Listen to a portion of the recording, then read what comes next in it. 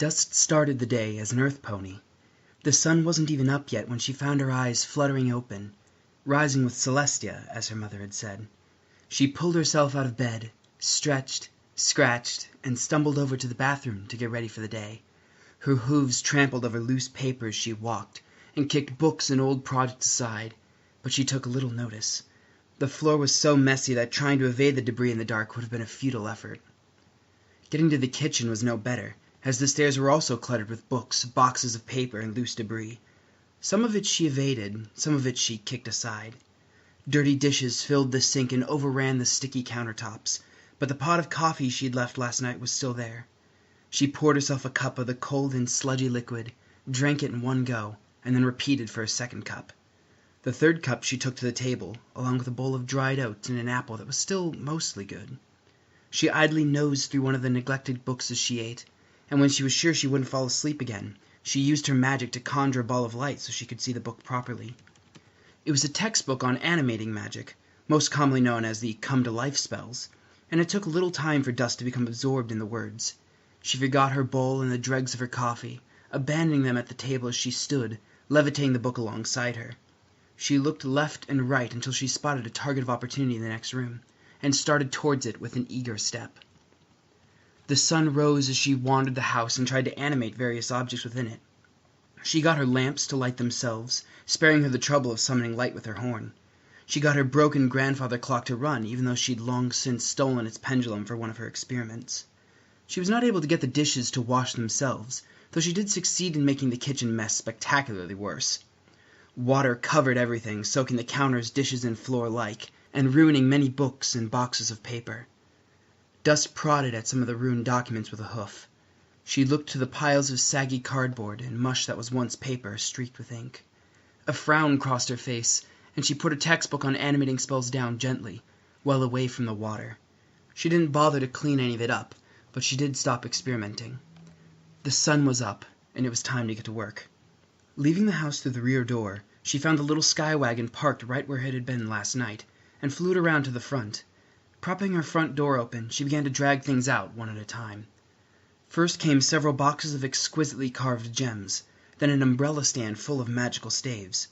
Next came several loose boxes full of tools ranging from scalpels to wing power meters, and finally, after some thought, an old hardwood bookshelf that bore the family crest. Dust spent a while looking at the horseshoes and shield pressed into the oak, but eventually loaded it with the rest in silence. Overfilled, the cart swayed unsteadily as she tried to work it up into the air, her wings straining as they beat to keep her aloft. The harness tugged sharply at her barrel, and her hooves struggled in the empty air to give her that little extra bit of strength. But eventually she managed to stabilize the cart's rocking motions, and the flight got easier. She lifted a good 30 meters into the air, and there took a moment to catch her breath, hovering in place and looking down at her house from above. Dust's house was the finest in Ponyville, or at least it was until Twilight's castle. Built 3 generations ago by her noble ancestors who wanted a vacation estate in the countryside, it was an elaborate manor home, surrounded by gardens and picturesque countryside. Of course, the gardens did not look the way they had when Dust was young, neglected and overgrown, as the house was neglected and damaged. That made her frown as well. Her priorities had been good. Her family fortune was not infinite, and her work was more important than anything, but it was still sad to see the old house that way. After a little while, she resolved to do something about it, and turned to fly into town. Ponyville was awake by then, its marketplace already crowded. Earth pony towns rise early. Dust passed by the pawn shop. Its prices were not the best, and she had nearly the whole afternoon to go around to all the specialty merchants. Her meeting with Twilight wasn't until the late afternoon. She started with a little magic shop that catered to the town's few unicorns, where she sold the staves. Then she went to the jeweler, the blacksmith, and so forth, her cart getting steadily lighter as her coin purse got heavier. Eventually, only the shelf was left, and she found her sky wagon touching down near Applejack's stand. "Hey there, Applejack," Dust called, touching the wagon down with considerably more grace than she'd taken off with. "How you doing?" "Fine. Beautiful morning," Applejack said, but her normally friendly tone was more subdued. There was a pause before she continued, and she reached up to adjust her hat. "How are things going with you in the bank?" "Fair, I guess. They haven't taken the house yet," Dust replied, with a small smile and a shrug. "I'm going to run out of furniture to sell soon, but hopefully it won't come to that." "I heard Sweetbeat offered you a job." Applejack gestured toward the distant beat stand with her nose. "Paying work." "Oh, yeah," Dust nodded. "It was sweet of her. But I couldn't. My work schedule doesn't permit it. And I'm not sure I'd be any good at it. I've never worked before, you know. It seems unpleasant." A long silence hung in the air after that, which Dust eventually broke with, "Besides, I'm meeting with Twilight today. If I get her permission to publish, that'll probably mean more money coming in." She unhitched herself from the wagon, using her magic to open the heavy buckles. "Could you not do that?" Applejack demanded. "We're in public, for gosh sake!" Dust paused, staring at Applejack for a time. She felt confused, and her expression showed it, with a slight widening of the eyes and a turning of the ears. She looked down at herself as though to check her appearance, but her coat was the same off-gray it always was, broken only by the headless sandstone statue on her flank. She turned her head back up before she remembered she couldn't look at her own horn that way. She could sense it, though, enveloped in a pale green glow mirrored on the buckles. After a moment, the glow went away. "I wasn't aware it was something I needed to be ashamed of," Dust finally said. Though the slight stiffening of her tail betrayed her anger, she kept it out of her tone, and Applejack didn't notice a subtle shift in body language. "Is there something you'd like to say to me?" "I didn't mean it that way," Applejack replied stiffly. "Tap dancing and singing ain't nothing to be ashamed of, but it's still rude to do it in the middle of the market. You draw a lot of attention."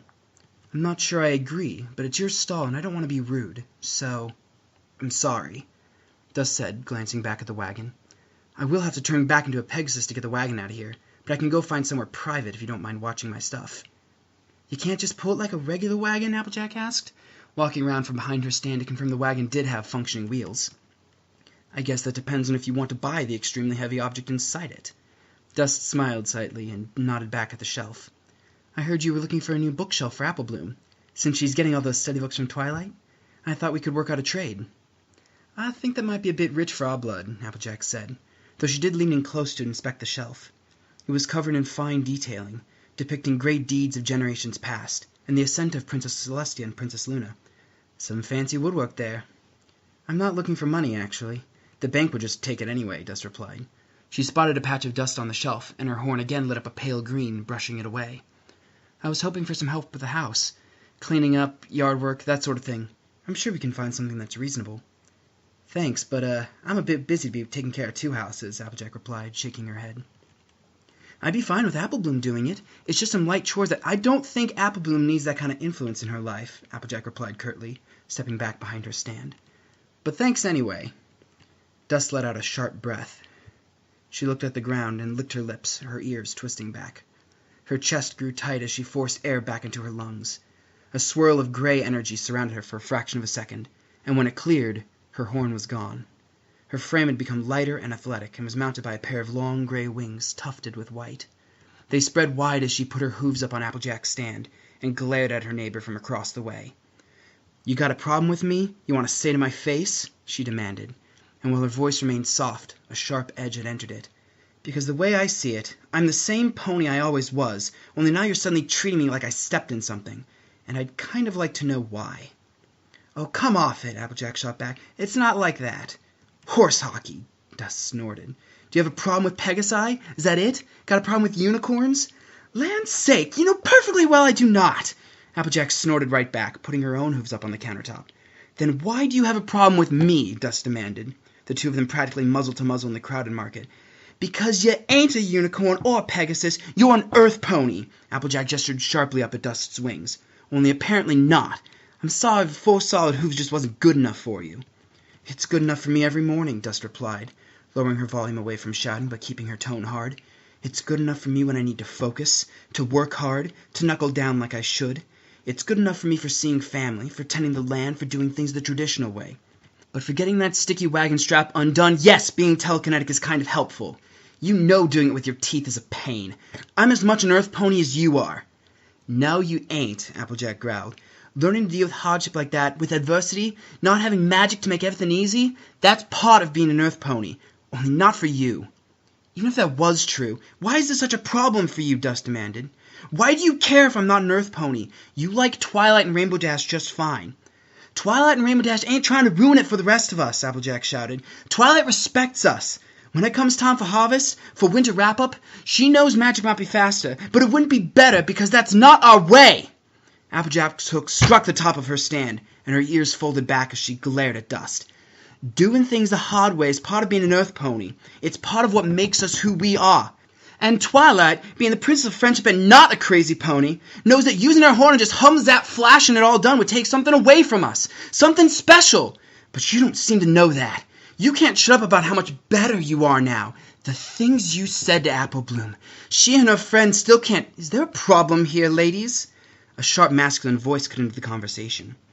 Turning, Dust and Applejack both saw a dark green stallion in a constable's uniform, giving both of them a narrow look. You're causing a scene. He gestured back, and it was only then that Applejack and Dust noticed the small crowd of onlookers they'd gathered. No problem. Dust's ears folded back, and her eyes went to the ground. She took her hooves off the stand top, and quickly retreated to her wagon. I was just leaving. She didn't look at Applejack as she hitched herself back up to the sky wagon and took off and away. Though the furniture store was barely a block away, she took a long route around Ponyville, beating her wings hard as she took the wagon through a banking turn. Being a Pegasus always made her more physical, and the hard exercise calmed her. By the time she made her way back around Ponyville and touched down outside the furniture and houseplant store, she even felt okay. A flash of white light returned her Earth pony strength to her, and she managed to work the hardwood shelf inside. The bell over the door rang as she awkwardly managed to get the shelf inside. There was no guarantee Sawdust would buy it, but she knew it was a quality piece that would resell quickly, and he'd been kind to her in the past. She found him right away, negotiated a price they both could live with, and then helped him carry it into the back. She turned into a unicorn to count the bits he gave her, and he didn't say anything about it or even make a face. She was just about to leave when the bell over the shop door rang again. Turning, she saw Rarity and Fluttershy stepping inside, and paused.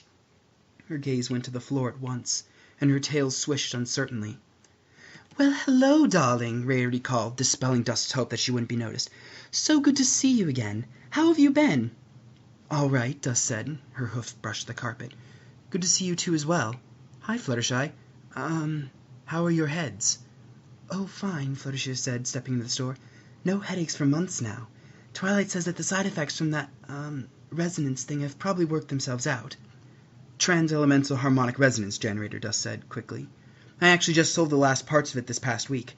It was assembled long before that, of course. I junked it up right when Twilight told me to.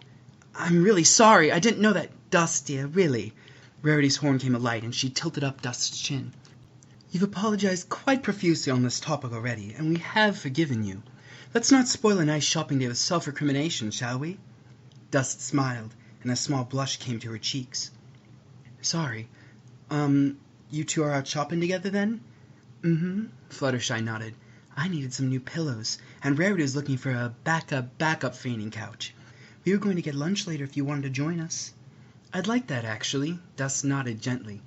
"I'm just here killing time until the afternoon. I'm meeting Twilight so she can approve my publication." Rarity flicked her tail just so, as she paused to think of the words. "I thought the meeting was to discuss the possibility of approval." Yeah." Dust looked back and forth between Rarity and Fluttershy. Rarity had a neutral expression, while Fluttershy found a sudden interest in a display of potted plants nearby. "Has she discussed it with you two?" "She has discussed it," Rarity said with some delicacy, adding a moment later, "I know she hasn't made up her mind yet." "But," Dust's face fell, her ears pulling back, "there's no reason for her to reject me, is there? I thought she loved my work." "Oh, she does, dear, she does," Rarity said, her tone soothing and her words quick. "She just has a few concerns I feel a lot of the town shares. Not about you, of course. You're an amazing researcher, and I know she has only the utmost respect for your frankly spectacular accomplishments." Rarity smiled, but Dust didn't smile back. "It's just... well, there's a bit of a gap between that and general publication, isn't there?" "I don't see where there should be," Dust insisted. Her voice was quiet, and her tail tucked in tighter against her. "It worked out great. A few hiccups, but nothing major. I know she watched my flying lessons. I thought I was a very quick study." "Oh, it has. Simply magnificent. You're like an alicorn in 3 parts," Rarity cooed. "But... well, you of all ponies must understand that transformation magic is difficult and dangerous. It worked out fine for you, but does that mean it will work well for every pony?" She stepped up to Dust's side and laid a gentle hoof on her shoulder. "The consequences of a pony who lacks your skill botching such an invocation are too terrible to mention. Death would be less cruel. Twilight does have an obligation to protect her subjects from the dissemination of such dangerous spellcraft." There were already lots of dangerous spells in the library, Dust insisted, though her already quiet voice had gotten quieter. There's no reason to believe mine is any more dangerous. Yes, but you also had no reason to believe your resonance generator would cause migraine headaches, Rarity said gently. Seeing Dust's head pop up, she was quick to lift the hoof and to add, I'm not upset, I'm not. You took all proper precautions. Twilight and I both agree. Rarity's tone turned soothing, and she again rubbed Dust's shoulder. Using such an original method to power your transformation was brilliant, and what happened was an unforeseeable accident. But it was an unforeseeable accident that left nearly 24 ponies in blinding agony, Fluttershy and myself included. So perhaps we should, as it were, realize that we do not know everything, just because there's no reason to believe something is dangerous. Dust dragged her hoof along the floor, her eyes somewhere around Rarity's chest. I've found a better way to power the spell. It's much safer. I mean, something bad happened once, sure, but I'm not sure that's a good reason for censorship. There's more than that, Fluttershy added, her gentle voice making Dust's head lift. There's also the matter of, well, the family fortune. Twilight cares that I'm in debt? Dust asked, puzzled. I didn't think that was an issue. I haven't defaulted with the bank, if that's the concern. No, that's not it. Fluttershy bit her lip and hesitated, but after a moment pressed on. It's just, well, Twilight says your method requires some very rare ingredients. A ritual circle cast out of platinum, all those pure mirrors, gems from ancient unicornia, clouds from old Pegasopolis, a golden apple. She did some math and said even not counting your research, the ritual itself probably cost something like 1,000,000 bits? About that, yeah. Dust nodded. I think it was a good deal. I've learned so much about the equine condition this way. I don't think you can put a price on understanding what it's like to be a Pegasus or a unicorn. To truly understand that all 3 pony races are equal. That does sound magical, Fluttershy agreed. But, you can put a price on it. And that price is all the money you have, which for most ponies is less than 1,000,000 bits. You see. She swallowed. Well, of course. I mean, I didn't have 1,000,000 bits just lying around either, Dust said, quickly glancing between Rarity and Fluttershy. I mortgaged the family house in Canterlot, so I know it's really expensive, but it's a chance for enlightenment into the pony condition. A way to better yourself, Dust. Fluttershy said firmly, lifting a hoof. I know it's important, but, most ponies don't have the option to just talk to a bank and get 1,000,000 bits. Not like they'd have to go into debt to do it. Like, they can't do it at all. Twilight is concerned that with your method, only the nobility will be able to afford it, and that would be very unfair. It would mean the rich have access to the powers of all 3 races, and everybody else has to wait. I'm nobility, Dust pointed out, her ears folding back as she looked between Rarity and Fluttershy. I mean, I know I don't always act it. It's not about you, dear, Rarity assured. I know you've been subject to some very personal attacks over all this, but that's not what Twilight is getting at. Her only concern is doing what's best for Equestria. Silence hung in the air. Rarity swallowed. And like I said, she added, she hasn't made up her mind. Sure, Dust said. Sure. Well, I'm sure she'll tell me when I see her. You were looking for a fainting couch? Dust spent the rest of the morning and early afternoon with Rarity and Fluttershy, talking about furniture and window shopping. She used her wagon to help them get their purchases home, and Rarity insisted on treating her to lunch in return. Dust never quite laughed or truly unwound, but the conversation was pleasant, and the company was good, and she did smile at points. It was about 3 that she left their company to go knock at the Crystal Castle, but when Spike answered the door, she was told that Twilight was running late. 15 minutes, he said, no more. He invited her inside, but Dust decided to take a walk around the town instead. She decided to visit Sugar Cube Corner and come right back, leaving her cart by the side of Twilight's castle. Lunch had been an experience, but Dust wasn't sure exactly how Rarity survived off of nothing but 3 leaves and a wedge of lemon. Perhaps getting dessert later was the point. Ding-a-ling-a-ling sounded through Sugar Cube Corner as she stepped inside. Dust froze to the spot uncertainly, and then looked up at the door from above her, which notably did not feature a bell. She frowned, her ears folding out to the sides, and she looked around, before finally spotting Pinkie Pie hiding in the corner, her hooves held around her mouth. Creak, Pinkie Pie said as the door swung shut. Thump, she added, when it hit the frame, both sounds seeming to emerge from a spot just above the door. Hi, Pinkie Pie, Dust said, a hesitant smile appearing on her face. She glanced around Sugar Cube Corner and saw that it was nearly empty. No pony there but her, Pinkie Pie, and, surprisingly, Rainbow Dash behind the counter, a tube of frosting in her teeth as she worked at a tray of cupcakes. Did I step into the bizarro alternate universe or something? "Nope," Pinkie Pie replied with a bright grin, cheerfully bounding to her hooves. "Applejack made fun of Rainbow Dash for not being able to feed herself with the grazing in the park, so Rainbow wants to learn how to cook, so I'm teaching her to make muffins and cupcakes and stuff, and then I realized that meant Rainbow was learning a new skill, and I want to learn a new skill too!" Pinkie Pie took in a single massive breath. "So I'm learning to throw my voice! Twilight gave me a book on it, see?" She took the book off the table in her teeth, proudly holding it up. "That's really cool, actually," Dust said, her ears perking up as her wings spread slightly from her body. "You're getting pretty good at it." "Thanks," Pinkie Pie said, before spitting the book back up onto the table. "This is going to be a ton of fun next Nightmare Night." "I bet," Dust agreed. She glanced back at the countertop, where Rainbow continued to focus on her work with obviously mounting frustration. Her cupcakes were not looking good, with lumpy and uneven coverage and dangling bits of frosting off the edges. "I don't want to interrupt you if you're busy, but could I get 2 blueberry muffins to go? If you're tending the shop, I mean." "No problemo," Pinkie Pie agreed, bounding back behind the counter. She pulled the sliding glass door into the display case open, and the glass at the edge of the case with a loud thump. Rainbow's teeth reflexively squeezed, splattering frosting out all over the cupcakes and the countertop. "Dang it!" she shouted, spitting out the frosting tube. Before Pinkie Pie could speak or even breathe, Rainbow shouted again, Sorry! I'll get it next time. Where's the tool thing to clean them up and start over?" "Spatula. Here, let me help," Dust said. But rather than looking for the missing tool, Dust transformed before Rainbow's eyes. In a flash, her wings vanished in favor of a horn, and green light surrounded the cupcakes, gently lifting the frosting off them and away. "Where do I—" she asked.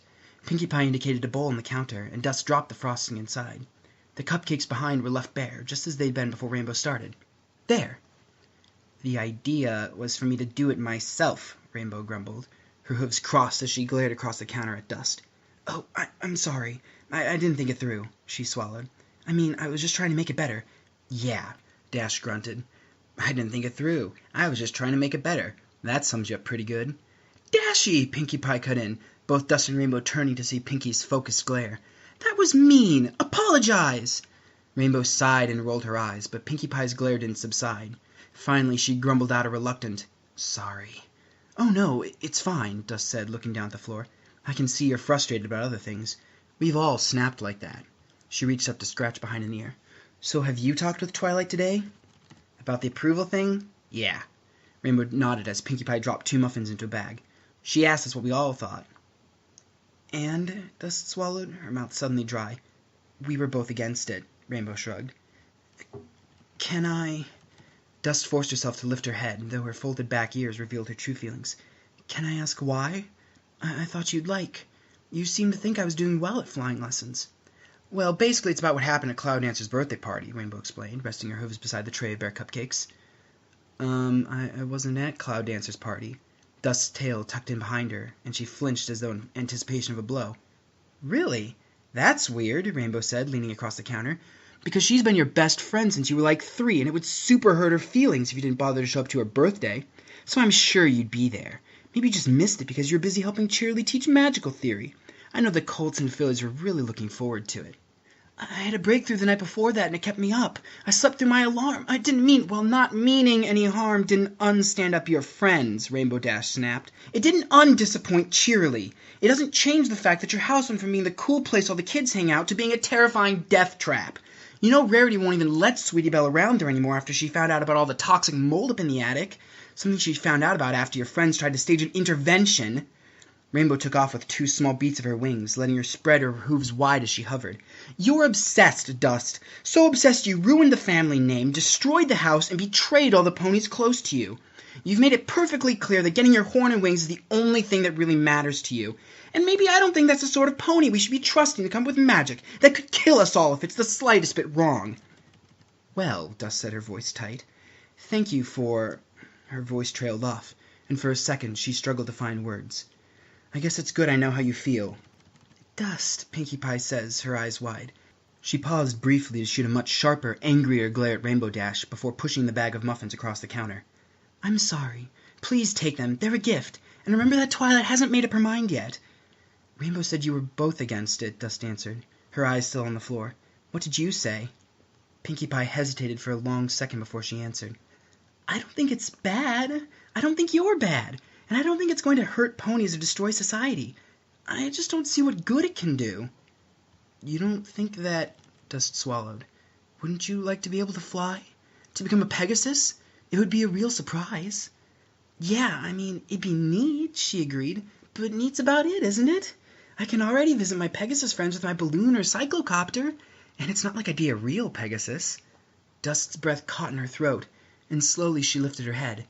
Pinkie Pie's expression was one of singular discomfort, eyes going every which way and mouth pulled into a pained grimace. "I just mean that you have wings and stuff, and you're doing great for a beginner, but you'll never be as good a flyer as a real Pegasus because you haven't had a lifetime of practice growing up. Just like Twilight has Earth Pony magic now, but she'll never be Applejack. She's still the same pony deep down as she was before. Don't get me wrong, it's a really cool toy, but it's just, well, a toy. You can't change how ponies are." Dust's eyes went back to the floor, and Pinkie Pie's voice wavered. "I am sorry, Dust," she said. "I know you worked really hard on this. Hey," she hesitated, "I know! I'll throw you a party. Cheer you up. I know your friends would just love to see you again." "Oh, no, it's fine." Dust's horn came alight, levitating the bag of muffins off the counter. "Let's save the party for after the bank takes my house. I'll need something to feel good about then." She swallowed. "I should go. Twilight is waiting." Dust ran out before Pinkie Pie or Rainbow Dash could say another word. She soon accelerated to a gallop, and then in a flash she had wings. The bag of muffins crashed forgotten to the ground as Dust took off into the air, flying nearly straight up with no course in mind. Her course soon twisted through the sky, back and forth in bizarre and unsteady loops around the Crystal Palace. Finally, after one lap too many, she spotted a cloud on her path. She came to a stop, crashed down on top of it, and buried her head in the fluffy mass. Faint sniffling sounds emerged, and her torso shook as she tried to get a hold of herself, her hooves clasped tight over the back of her head.